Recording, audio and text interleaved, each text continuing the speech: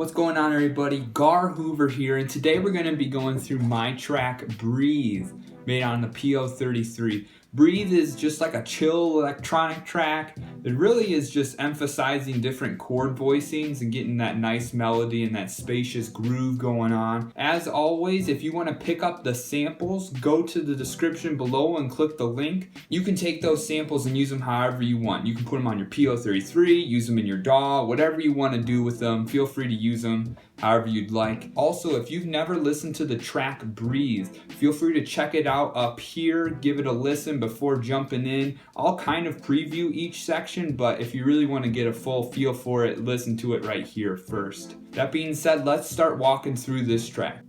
Okay, so let's get started by checking out the samples. We've got our standard bass. It's pretty plucky. It's meant to sort of stand out as almost like a lead sometimes in the song. Kind of this weird little blippy sound with some reverb on it. Also adds that glimmer to it once it fades out. This really weird sound. That's actually pitched down. This is how it actually sounds. So that's the original recording, but I decided to use the pitched down version once I loaded it in. This is a percussive drum loop I made, and it's just looping around. I don't really use the chops it had. I just made it in one big thing. I'll show you how I did that. Click trim and just cranked it all the way open so that it just goes through the full loop, and it's set to 78 BPM so that it stays in sync with the rest of it. So 78 BPM right there, and so it just keeps the groove steady. Onto the drums. As you can hear, I've got some cymbals and hi-hats layered on top of stuff. I'll touch on that later. Same thing, I made a copy of the track just in case I needed it. Got our chords here. I gotta find the next one. It's always fun to find where the PO-33 decides to chop stuff up. There we go. You get the point. There's lots of reverb on it so that the note can just carry and just glide off really nice. The chords are really filling up the space in the song, and they just kind of add that presence when it's lacking any other sounds and fills the space. And then here's those saw chords that are at the drop. And so those are pretty simple. They're each assigned to a pad, and you just rock with that, and those are the samples. Okay, so now let's take a look at the intro for this song. Pretty spacious, pretty simple. It actually kind of loops around pretty nice. You can hear how it might bring back around with that snare hit. And so let's take a look at the chords first, because chords are always important. We got on the 1 to the 11 to the 1 to the 11 to the 15, and then it goes back around. And that's the chord progression where the chords are changing and the feel of it, and that's for all the way through the verses, so it stays pretty simple. And that's just like, I forgot to explain what this thing is. It's some African harp my friend gave me that I sampled and then just started to play it out in Contact, and that's how I got those chords. But let's take a look at the drums for this section. Got a kick. The kick is always following whenever the chords are hitting. It keeps everything feeling really tight. And then you can also see we've got the snares going on 5 and 13, just kind of keeping everything steady. And then you also see here at the end, where is it? Right here. On the 16th, I got that other snare sound, but it's not just hitting once. It's hitting several times in a row. And so what I did to get that is you hold down 16 and then you press the BPM button. You see TR4, so it's going to trigger 4 times now for that one step. You'll hear it here. So you hear it triggering 4 times total, and it loops back around or it leads into the next section, which we're going to look at right now.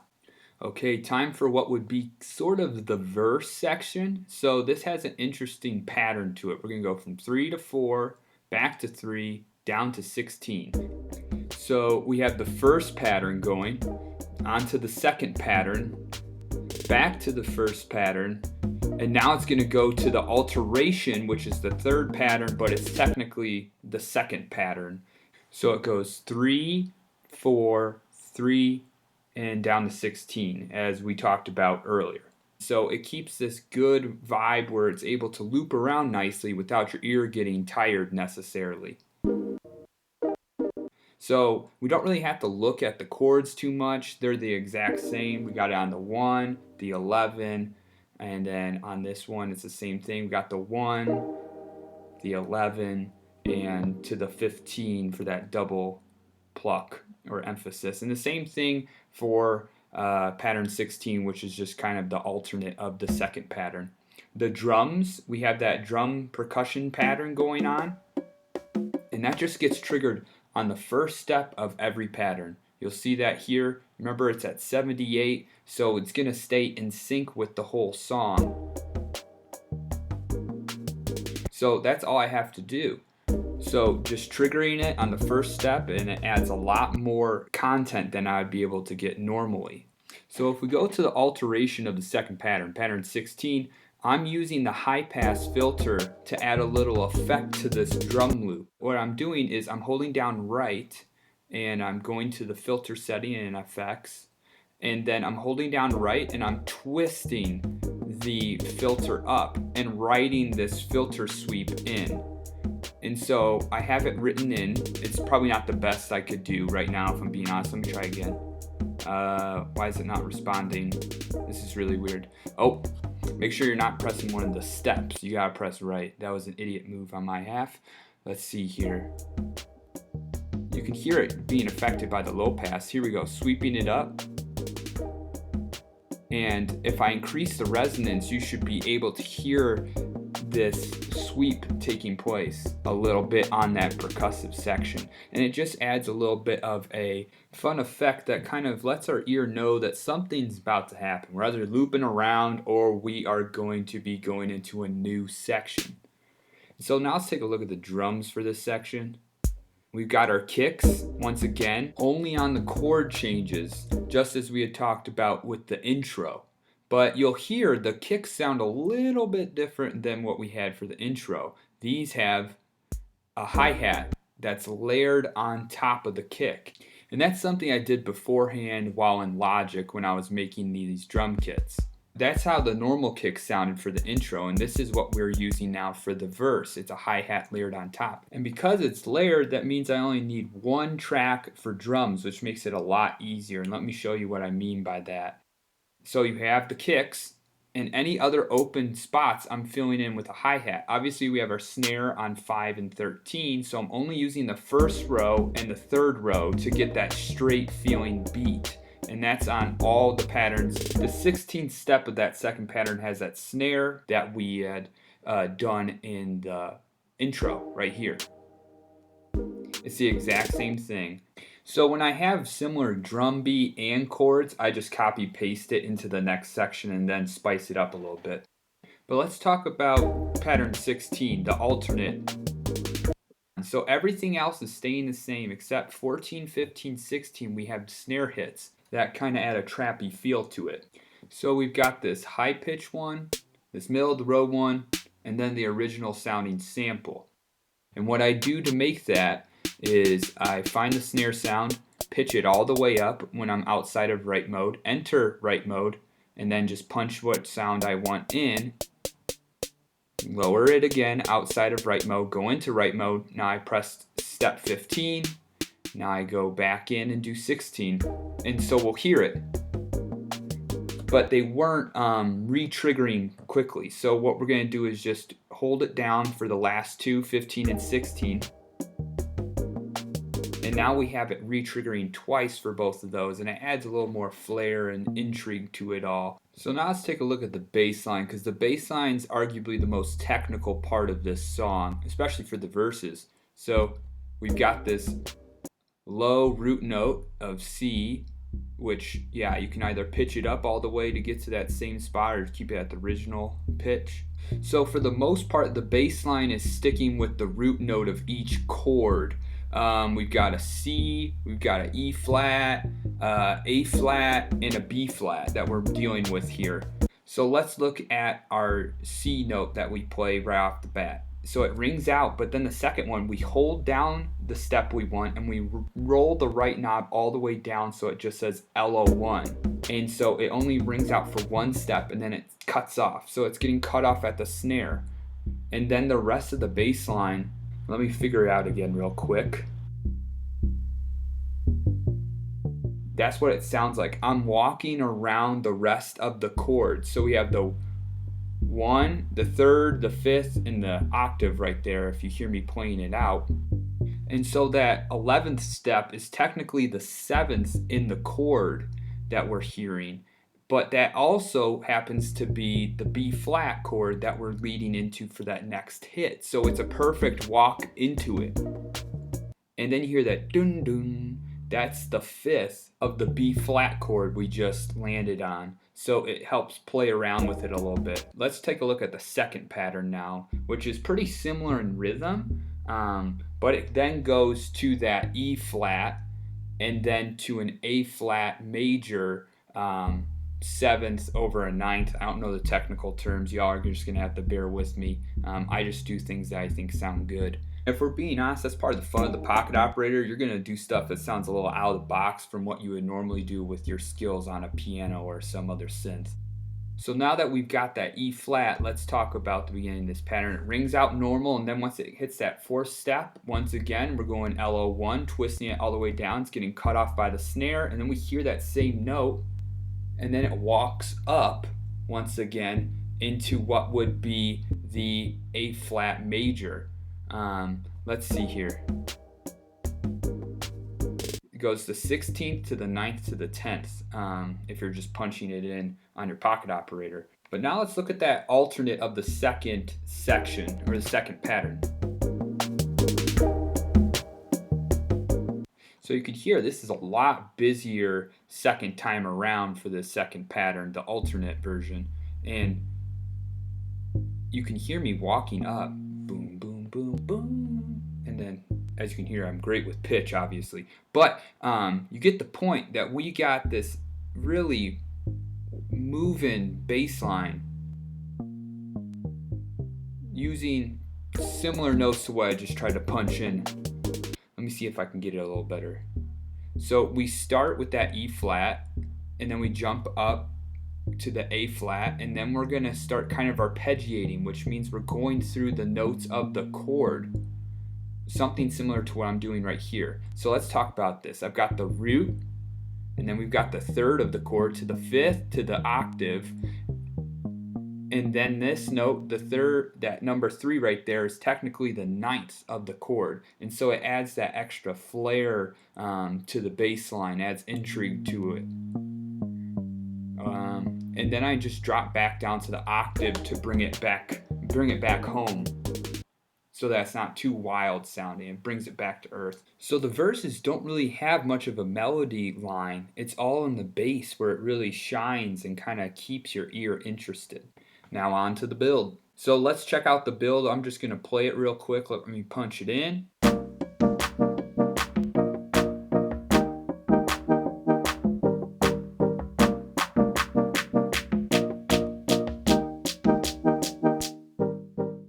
So really nothing too crazy, but let's just start with the chord progression and have the same chord voicings as we had with the verse as well. We just have a different rhythm taking place, which you can see 11, 13, 15. So we go 1, 4, 6, 8, 11, 13, 15. And that carries on as we change chords. It's the same rhythm for the entire build, and then it goes all the way through into the chorus with that same rhythm. So it provides something that transitions nice from the build into the chorus as it drops. So now let's take a look at the drums for this section, because once again, these are pretty simple too. We just have the clap down the first row for those first 2 patterns, and for the final 2 patterns, we add it in on the 3rd row.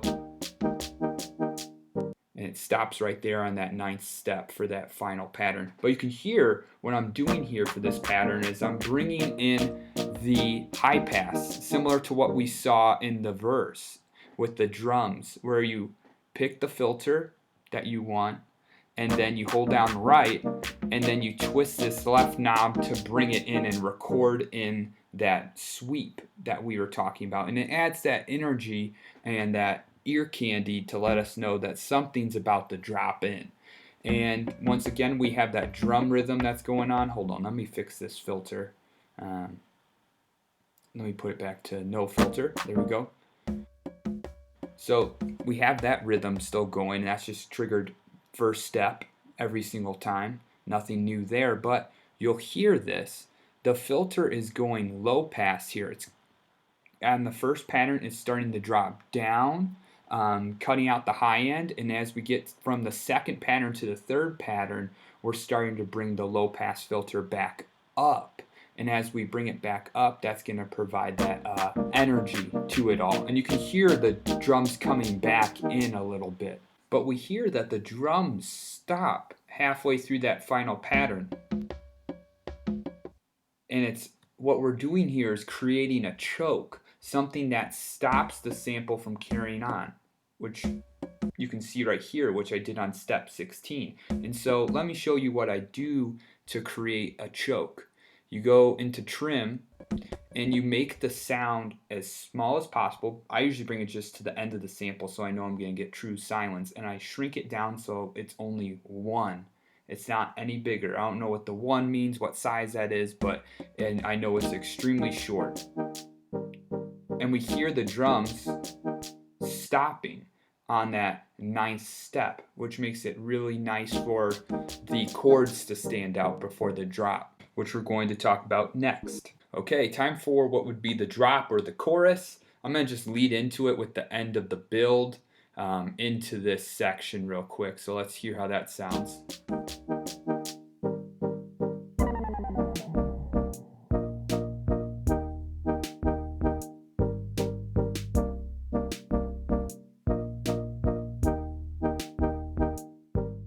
So it's pretty simple. It's actually less complicated than the verses, honestly. Chord progression exact same, 1, 4, 6, 8, 11, 13, 15. As we've talked about before, it carries on in the same manner as the build. So now let's take a look at that drop sound we hear in pattern 15. That's all it is.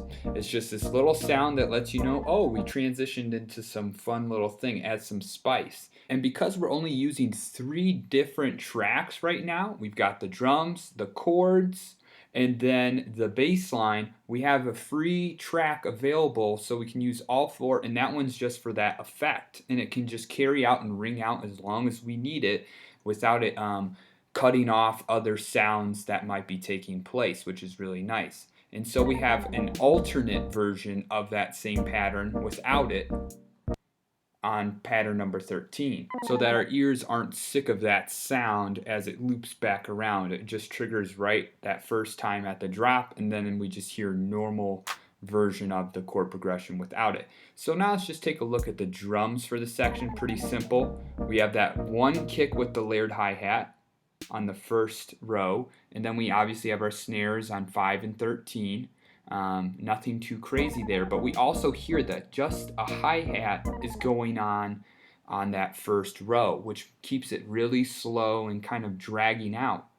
But we have kicks without hi-hats taking place on the other steps of the pattern, and these are following along with what the rhythm of the chord progression is for the most part. And we see that there's some similarity between how the kick plays out in the verses with the chords as well. We have that empty, just normal hi-hat on number 9, so that it then continues with just the hi-hat groove for that first row. And the same thing takes place in the second version of the pattern, which has the last 2 chords of the progression in it. And the kick is doing the same thing as we saw in the other pattern. It's following the same exact rhythm with the hi-hat only being on that first row, and those kicks without the hi-hat are taking place on the last 3 rows. And we also see, if we look at the snares, we have another snare hit that takes place on the 16th step. And it's just a 1 hit. It's nothing too crazy, and just kind of helps loop around the pattern, as we always see, especially in anything I make. I always have those little snare hits or little drum fills.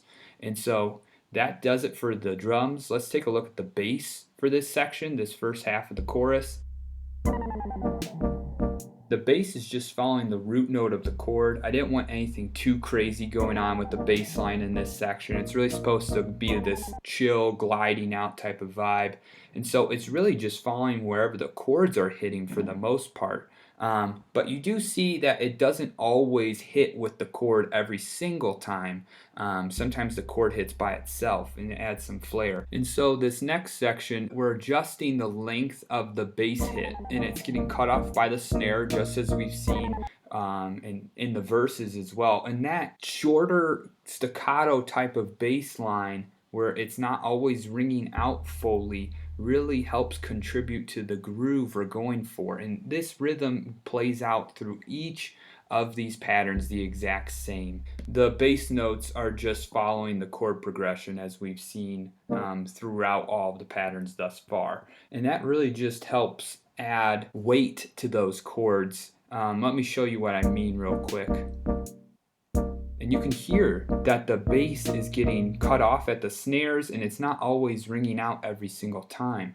And you can see that some places it's hitting with the bass, and some places the chords are ringing out by themselves, and it adds that bounce to it because they're not always in sync necessarily. So let's look at the second half of the chorus now. So this section, like the other one, has an alternate section, which we'll hear right here when we go to the 11th pattern.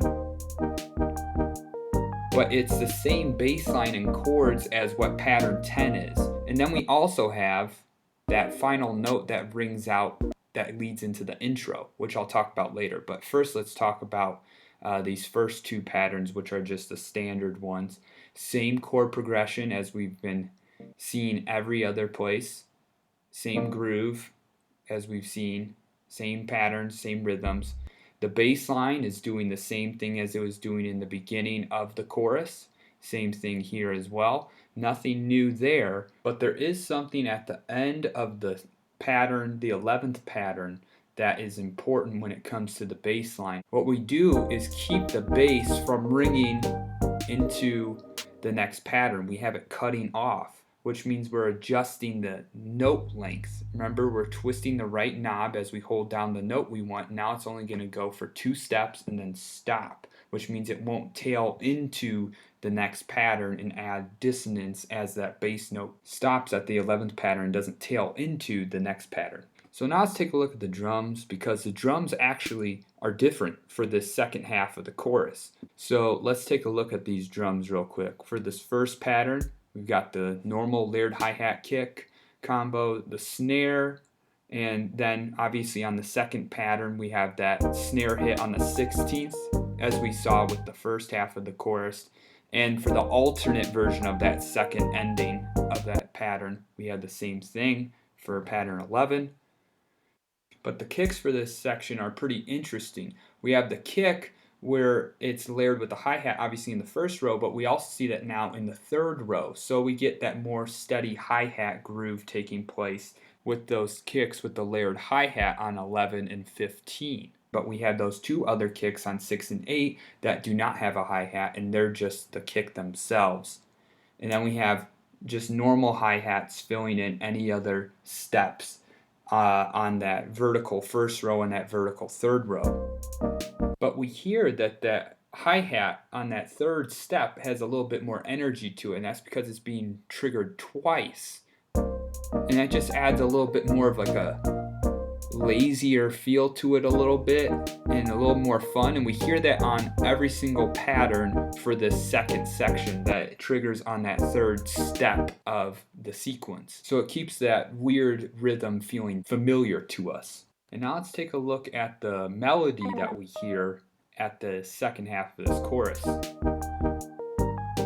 Actually, let me begin with the first pattern of this section, pattern 9. So the rhythm we're looking at here is 1, 4, 7, 10, 13, 15 is the groove we have here. And it's kind of, if you're looking at it, feels kind of similar to what we saw with the bass line and the chords. So it's keeping with the groove somewhat, but there are some notes that take place, obviously, as we can see here, outside of that rhythm. So it once again provides a little more of that bounce and that groove to it that we were talking about with the bass line, adding a little more fun and flair and energy to this second half of this section without it being too energetic necessarily. So let me just figure out this melody again real quick here.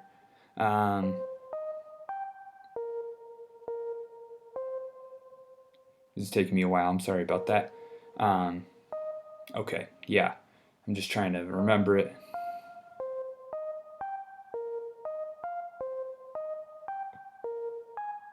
Yeah, that's close enough. So you get the idea which notes we're using for the most part. And each of these notes, if we think about it, are used within the chords that we had picked with all the different voicings. So that's the C, we've got that E flat, we've got that A flat, which also could be played down low, which we have in both places, and then we also have that B flat. And so I'm just picking notes that I know are going to sound good to create a melody with that meshes nicely and doesn't go against the rest of the chord progression in the bass line. So let's talk about the pattern structure real quick. We've got the first pattern, which is pattern 9, which goes to pattern 10 and goes back to pattern 9 and then goes to pattern 11, which is an alternate of pattern 10.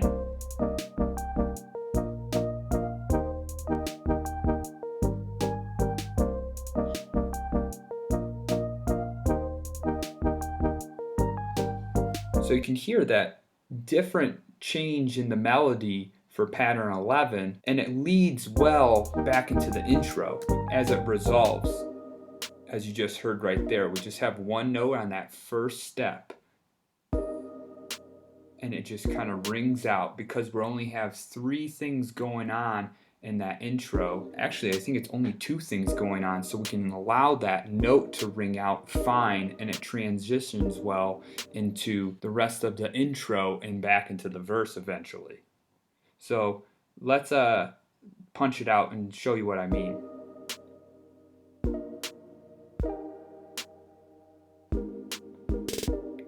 Sounds pretty smooth to me. It makes it seem more seamless between each of the patterns, and then we can just jump right back into the verse and go right back through all the way back to the chorus.